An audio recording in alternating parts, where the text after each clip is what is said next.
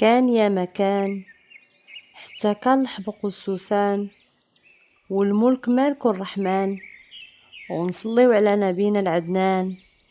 يا سادة يا كرام، كان الحاج المحجوب راجل معروف في قبيلته بتجارته وإنسانيته، وكان عنده ولد واحد رباه وعلموه من بعد الموت ديال مو هو صغير. ومنين دازت العوام ولا شاب ليام، وصل لباه لاجال وعلى فراش المرض وصاه وقال ليه: يا ولدي، ياك علمتك وربيتك وما تخليت عليك ما خليتك، ووصيتي ليك تزوج بنت الاصل من بعد موتي وفراق حبابي وخوتي. ومنين توالف فراقي وتكمل من بعدي الباقي، نوي قصد خيمة الجواد موجودة في دوار الجود. ومنين جا اليوم الموعود وخرجت الروح، الشاب عبد الرحمن عاش الحزان، ومع المدة داواه النسيان، وهذه حالة كل إنسان. وفي يوم من الأيام تفكر وصية زواج بنت الأصل، نوى وجد حتى لقى راسو واصل. سلم على باها السي موسى عرفو وذكرو بخساير المرحوم باه، وبين ليه سعادته ورضاه. وفي الحال تشجع وشرح لهم وصية المرحوم، وطلب بنتهم زهيرو الزواج.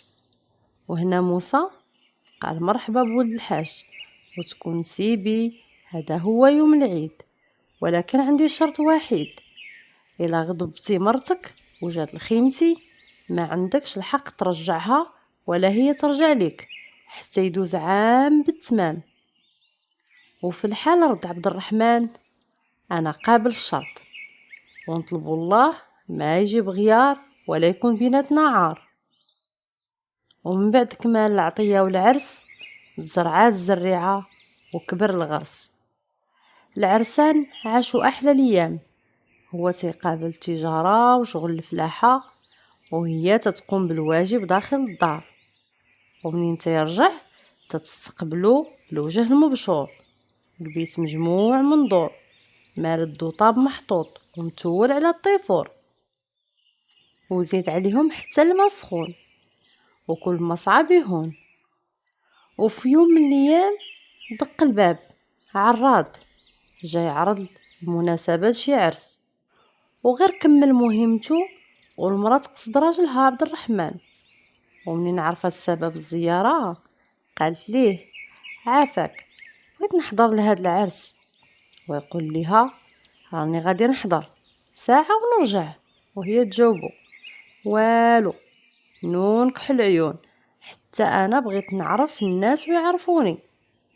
المهم قنعاتو هو يقبل، مشاو للسوق وشرى ليها كاع داكشي اللي بغات، وصلها ودخلت للدار ديال النساء اللي كلاوها بعينيهم، وحتى شي ما بغى يلهيهم حتى يعرفوا اصلها وفاصلها وشكون هو راجلها.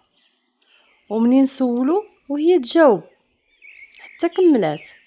وديك الساعة نطقت وحده وقالت: انتي هي مرت عبد الرحمن؟ تيقولوا عليك دايرك خدامة. ونطقت الثانية: شوفوا حالتها توريكم واش هاد الزين مخلوق للشقاء. ومنين كتر الغيط والملاحظات دوات وقالت: انا تنخدم راجلي وتندير غير الواجب.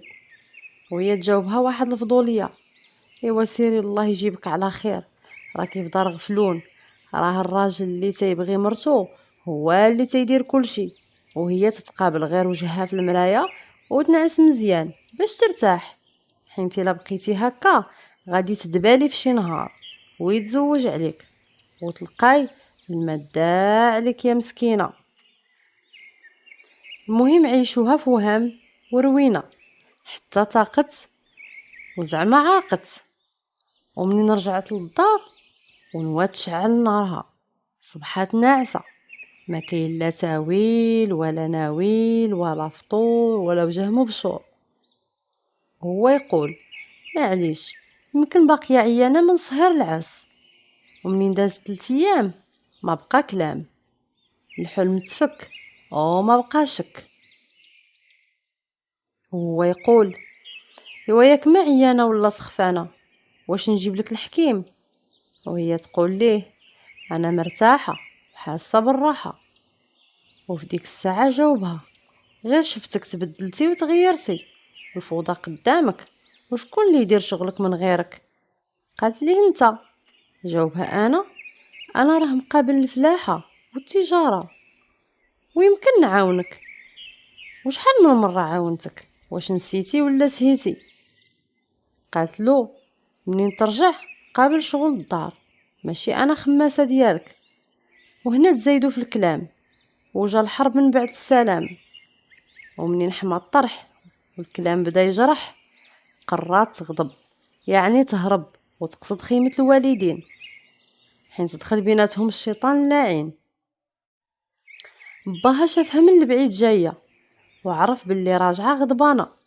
هو يقول لامها: عنداكي تبقى فيك ولا تفشيها، خليني نتولى سوقها. وبالفعل هذا ما كان، غير وصلات داروا ليها سلام عليا، وهي فهمت القضية، وصبحت تتعيش غير وسط النكير، الخدمة والدمير. وحين ندمات لقات شرط العام مازال طويل، وظهر الزمان غادي ويميل. اما راجلها السي عبد الرحمن، ومنين دازتو التقليقه وقال شي باس ما كان عارف باللي العام فيه 365 نهار وليله، ويا سيادي راها ماشي قليله. كان كل صباح تيرمي حجره في السطل، وعرف راسو منين يقبل هاد الشرط وحل. وفي اخر حجره رجعت لوجهو النظره، وبالزربه وجد السبنيه والدفينه والنفقه من المدينه، وقصد دوار الجود، وما كرهش يطير بلا عود.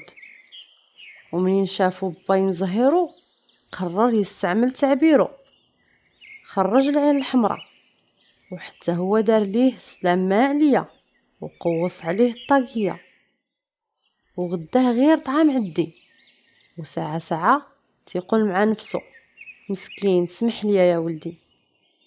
وفي الليل عشاه بطيب وهاري، ونعسو على شواري. ومنين تناص الليل قصدو نسيبو وقال ليه: نوض سي عبد الرحمن العزيز، نعس في بيت الضيافة، راني تنشوف داتك قفقافة بالبرد الشديد، نتمنى غدا يكون عندك نهار العيد. ومن بعد وقت قليل جات مرت عبد الرحمن، وفي الاوان قالت للناعس على الشواري واللي هو باها: سامح ليا، انا عارفك ولد الخير، وهما ضيفوك بحال ما كيعرفوش لا اصلك ولا فصلك، معليش نوض تاكل هاد الشي وهاد الحمام. وباها ملمد مزيان وقاطع الزي، وهي مسكينه ظنات باللي تدوي مع راجلها، لكن باها كان مقدر حالها. ومنين جا الصباح وكل شي قال يفتاح، ونواع الورد بالعطر فاح، صبح وربح على نسيبو قال ليه: اسمح لي على البارح، كنت بغيت نجرب، نوض على سلامتك، مرتك باغياك من القلب، وكون هاني عمرها ما تغضب. وفي ليلة السهرة حكى ليهم وحكات قصتها مع العيالات، واتفقوا ينساو اللي فات. ومن بعد ما بقى غير قولها وضحك عليها، حيت هم الدنيا يبقى فيها. وغير رجعات للدوار بيام، جا العراد يعرض لشي عرس، وهي تقول له: البركه في راجلي عبد الرحمن يحضر، انا عيانه وما فيا ما نهضر. وهكذا حكايتنا مشات مع الواد، وراكم فهمتوها يا الجواد.